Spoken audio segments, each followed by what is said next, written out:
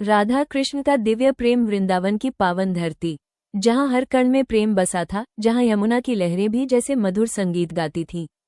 उसी भूमि पर जन्म हुआ उस प्रेम की कहानी का, जिसे संसार आज भी राधा कृष्ण का दिव्य प्रेम कहता है। गोकुल में नंद बाबा के घर जन्मे बालक कृष्ण अपने बचपन से ही सबके प्रिय थे।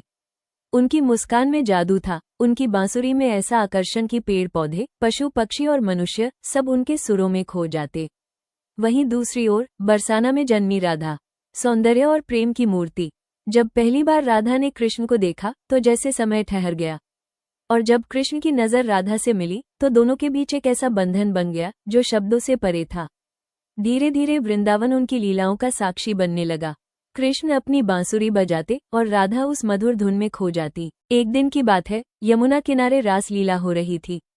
चांदनी रात, ठंडी हवा और बांसुरी की मधुर धुन। कृष्ण ने जब बांसुरी बजाई तो हर गोपी वहां खींची चली आई, लेकिन उस भीड़ में भी कृष्ण की नज़र सिर्फ राधा को ढूंढ रही थी। राधा आई, और जैसे ही उन्होंने कृष्ण को देखा, उनके चेहरे पर एक अनोखी शांति छा गई। रास शुरू हुआ। कृष्ण हर गोपी के साथ नृत्य कर रहे थे, लेकिन हर किसी को ऐसा लगता था कि कृष्ण सिर्फ उन्हीं के साथ हैं।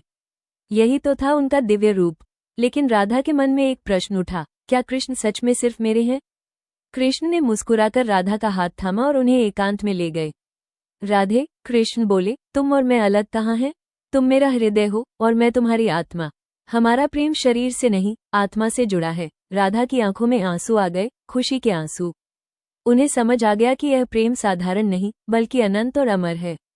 समय बीतता गया, लेकिन एक दिन ऐसा आया जब कृष्ण को मथुरा जाना पड़ा।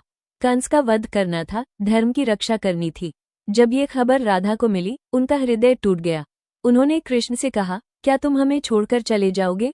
कृष्ण ने शांत स्वर में कहा, राधे, प्रेम कभी दूर नहीं होता।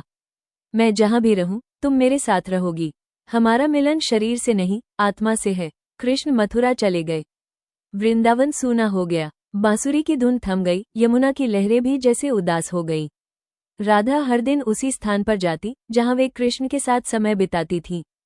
उनकी आंखें कृष्ण को खोजती, लेकिन अब वे केवल स्मृतियों में थे। लेकिन राधा ने कभी शिकायत नहीं की। उन्होंने अपने प्रेम को भक्ति बना दिया। अब उनके लिए कृष्ण केवल प्रेमी नहीं, बल्कि भगवान बन गए। कहते हैं, जब भी कोई सच्चे मन से कृष्ण का नाम लेता है तो उसमें राधा का नाम अपने आप जुड़ जाता है, राधे कृष्ण। क्योंकि यह प्रेम अधूरा नहीं, बल्कि पूर्ण है। यह मिलन से नहीं, बल्कि समर्पण से बना है। राधा और कृष्ण कभी विवाह के बंधन में नहीं बंधे, लेकिन उनका प्रेम आज भी सबसे पवित्र माना जाता है। ये सिखाता है कि सच्चा प्रेम पाने में नहीं, बल्कि देने में है।